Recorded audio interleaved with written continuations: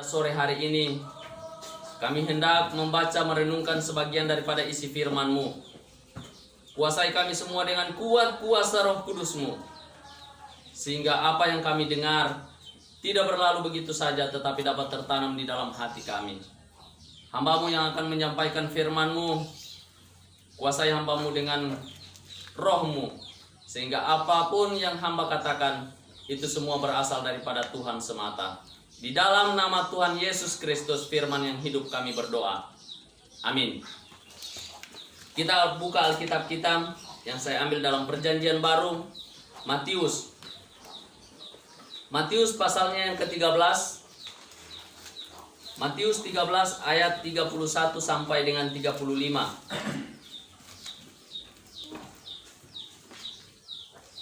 Matius 13 ayat 31 sampai dengan ayatnya yang ke-35. Kita mengambil satu ayat satu orang. Perumpamaan tentang biji sesawi dan ragi.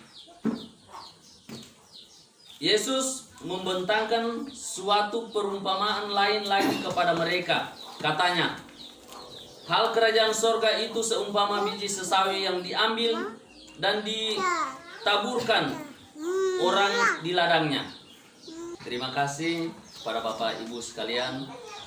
Yesus berkata yang berbahagia ialah mereka yang mendengarkan firman Tuhan lalu melakukan di dalam kehidupan setiap hari. Selamat sore, salam. Puji Tuhan, hari ini kita masih boleh hadir di rumah kekasih kita di tempat ini. Itu semua atas anugerah Tuhan yang luar biasa untuk kita nikmati hari demi hari sampai pada hari ini. Matius 13 31 sampai 35. Saya memberi judul biji sesawi dan ragi. Bapak Ibu yang diberkati oleh Tuhan, kecil sering diartikan sebagai sesuatu yang tidak berarti apa-apa atau tidak penting. Kecil sering disamakan dengan lemah. Kecil sering menjadi simbol ketidakberdayaan. Kecil dijadikan sebagai tanda ketiadaan harapan. Orang-orang kecil dipandang sebagai orang-orang lemah yang selalu dianggap tidak penting. Tapi kita mungkin masih ingat sebuah ungkapan yang menggambarkan sesuatu yang berbeda tentang hal kecil. Ungkapan itu berbunyi seperti ini. Kecil-kecil cabai rawit. Ungkapan kecil-kecil cabai rawit mengandung arti bahwa sesuatu yang kecil jangan dipandang remeh. Cabai rawit yang kecil justru yang paling pedis. Yang kecil ternyata bisa melakukan hal-hal besar. Sesuatu yang kecil bisa bermakna besar. Sesuatu yang kecil bisa memberi pengaruh yang besar. Hal itu juga disampaikan Yesus pada bagian pembacaan kita Matius 13 31 sampai 35. Bagian pembacaan ini berbicara tentang hal kerajaan sorga. Ada dua kata kecil yang dipakai Yesus untuk menjelaskan tentang hal kerajaan sorga, yaitu biji sesawi yang kecil dan ragi. Dua kata ini adalah kata kiasan atau simbol. Yesus mengumpamakan kerajaan sorga seperti biji sesawi dan ragi yang kecil. Bapak Ibu yang diberkati oleh Tuhan, biji sesawi dan ragi adalah biji yang terkecil di antara biji lainnya. Namun setelah tumbuh, ukurannya daunnya lebih besar dari jenis sayuran lainnya dan dapat bertumbuh menjadi sebuah pohon sehingga cabang-cabangnya menjadi tempat bersarangnya burung-burung. Ragi yang sedikit mengkamirkan seluruh adonan. Proses ketika ragi mengkamirkan seluruh adonan adalah sebuah proses yang hasilnya nyata. Adonan menjadi bertambah banyak dan besar. Dampak dari proses itu terlihat secara nyata. Soal kerajaan sorga bukan semata-mata soal kuantitas tetapi juga kualitas.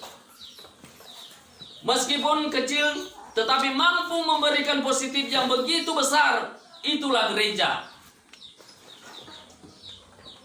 Roh Kudus memampukan warga agar kehadirannya yang memberi dampak positif dapat dirasakan dalam kehidupan bersama.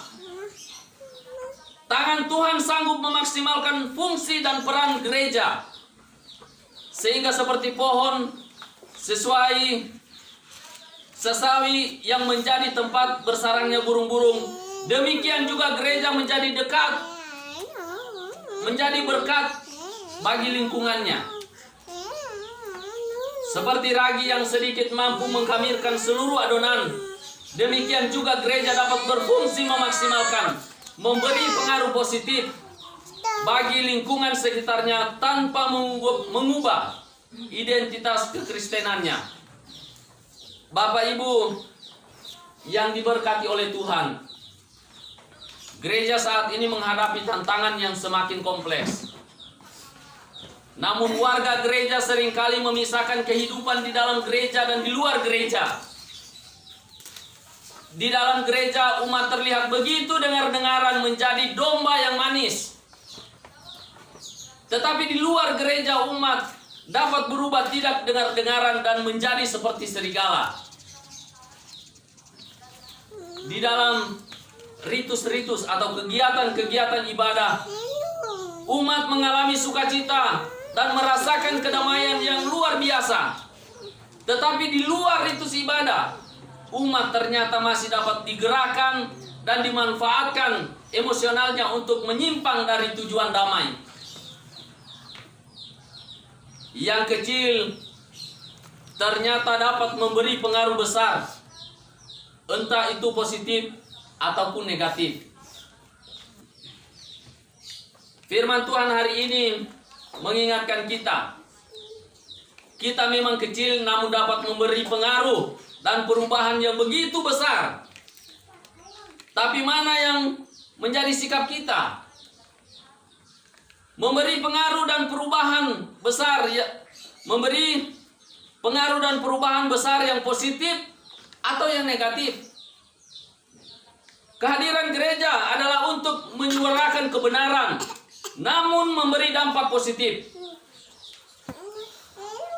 Panggilan warga gereja adalah untuk menyatakan damai, bukan saja dalam ritus-ritus ibadah, tetapi juga dalam kehidupan bersama di tengah masyarakat. Bapak Ibu yang diberkati oleh Tuhan, oleh karena itu, proses memberi dampak besar adalah proses yang mesti kita alami di dalam Tuhan. Bukan sebuah proses oleh karena ego yang akan menghancurkan diri sendiri, merusakkan dan menghilangkan damai di rumah kita sendiri. Mari kita berkomitmen untuk melakukan hal-hal kecil, tetapi akan memberi dampak positif yang besar, bukan dampak negatif yang menghancurkan. Hari ini kita mau meletakkan ego yang kecil kita untuk diproses oleh Tuhan agar dapat menjadi agen perubahan yang positif. Bila kita berada dalam tangan Tuhan yang berkuasa, maksimalkanlah panggilan gereja. Maka walaupun kondisi dan tantangan semakin menghimpit, namun gema kebenaran terus disuarakan, dan dampak kehadiran positif akan membawa semakin banyak orang datang kepada Allah, Sang Sumber Rahmat. Banyak orang sekarang mencari berkat, mencari sumber berkat, menjadi berkat, mencari berkat itu di luar. Meskipun orang sementara gereja, baik seperti pada hari ini maupun seperti di hari-hari Minggu, orang di luar sana banyak mencari berkat, tetapi sumber berkat hari ini ada di tempat ini maupun di hari Minggu. Itu sumber berkat ada di situ.